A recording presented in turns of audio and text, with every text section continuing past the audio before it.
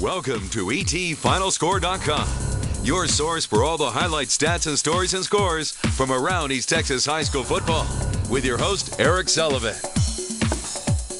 What's up, everybody? We are in week 6 of the high school football season. District play is in full tilt all over East Texas, and we've got it all covered for you tonight on the ETFinalscore.com football show. Eric Sullivan here. Nick Zielinski will be joining us from the TK Gorman Grace All Saints game. We also have our Tyler Paper guys from all over East Texas be calling in. We had some great games, a great one down at White House, Jacksonville. We'll get all the updates for you as well. And to be a part of the show, all you got to do is go to ETFinalscore.com, get on our Twitter page or Facebook page, and be a part of the show. And if you really have something to tell me important, text me at 903-216-7290. We start with the game of the night. All Saints hosting TK Gorman, a battle of the private schools here in Tyler. Both teams been up and down this year, but it was the first district contest of the year, so a lot on the line. Here we go. First possession of the game is going to be Kevin Johnson. This guy has stepped up so much since Caleb Williams went down, and he finds Conrad Flowers. Well done, Conrad. Moved the chains. Same drive. We're just going the other way in the second quarter. Johnson on the keeper, and TK Gorman sets the tone early. 7-0. They have the lead. All Saints punter, I feel bad here, in the end zone, over his head, has to kick it out of bounds. 9-0 Crusaders, and All Saints needs a big play right now, and they get it. Ball is loose on the ground. The guys in black and blue jump on it. Coach Scott Witcher says, all right, let's get something going now, offense. Great pitch here from Johnny Norton to Merritt Green. Merritt with the pink on tonight. Look at that. Breaks 3 tackles, gets into the red zone, but no score. It was 9-0 at the half. All Saints did grab a lead in this one, but TK, wow, gets it done for the win tonight. 17-12 is your final score. Congratulations to the Crusaders. Let's now go back out to the stadium where Nick Zielinski is standing by. And Nick, no question, a huge win for TK tonight. Talk to Kevin Johnson. What do you have to say? Hey, thanks, Eric. Wrapping up a 17-12 TK Gorman win over All Saints at Mewborn Field tonight. Another great Friday night of football action, joined by the Crusaders quarterback, Kevin Johnson. Kevin, you guys come out to a 17-12 victory tonight. First district win of the year, district opening game. How big is this to get that first one out of the way? I mean, this is huge. It's like a second part of the season. It's like a brand new season. It's always good to get the first one out of the way, and getting a win in this style and the defense stepping up like that, just amazing. It definitely was a grinded out game. You guys took a 9-0 lead in the halftime, but All Saints fought back, took a 12-9 lead. What kind of went through the sideline at that point for TK Gorman? What were you guys thinking? Well, I mean, it was just get back in the game. Defense stepped up, got a turnover, and it was just all about playing hard and playing with your heart after that. You guys now 1-0 in district, as we talked about. What do you see for this team in the future?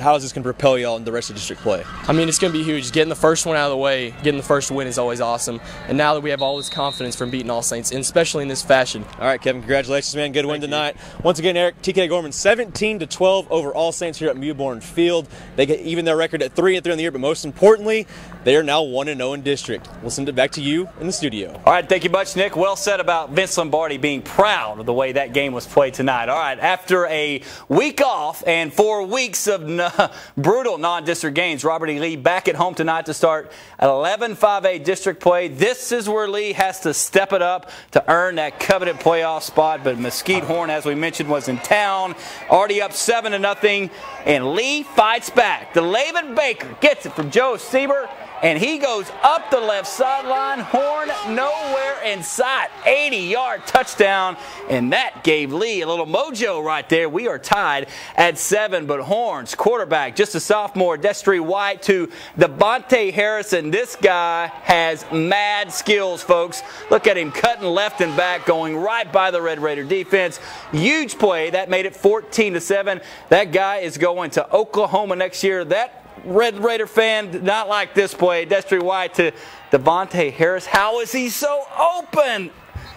Gets it down. They were going to score 21-7. Now Lee would answer again. Coach Huff will not let his guys quit. Marcus White trying to get it done. He gets a great block from his wide receiver.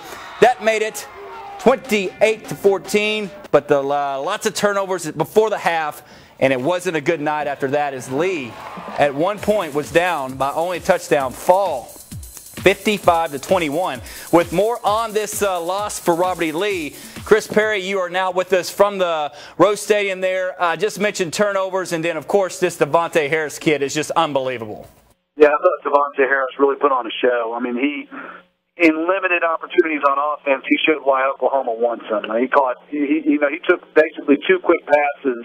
He took a quick pass and made a juke move and went the distance.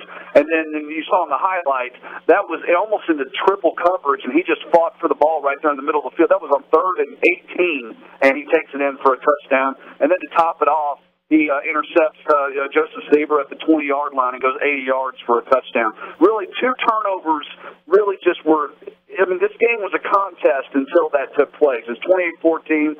Lee's driving. Looks like they're about to make it 28-21. The interception return for a touchdown makes it 35-14. Lee gets the ball, drives right back down the field again with Marcus White doing the heavy lift, and he finished with almost 200 yards rushing.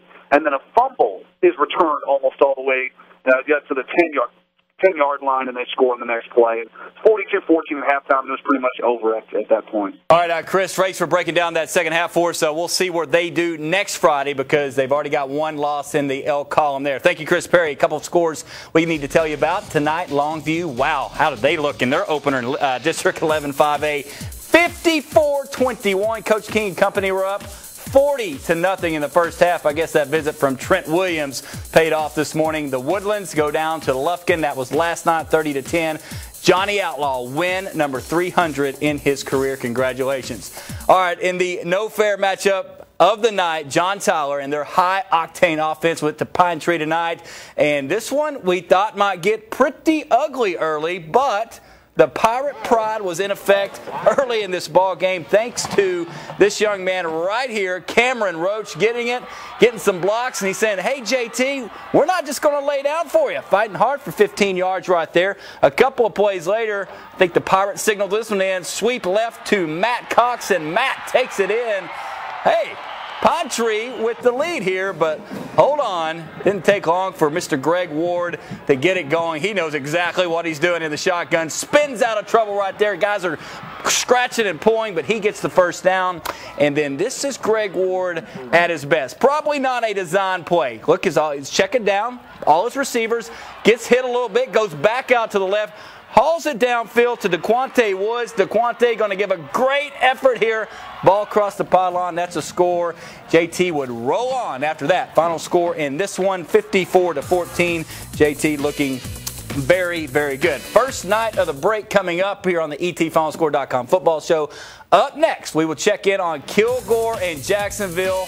What a ball game. Also, Chapel Hill and Henderson. We're back in 2.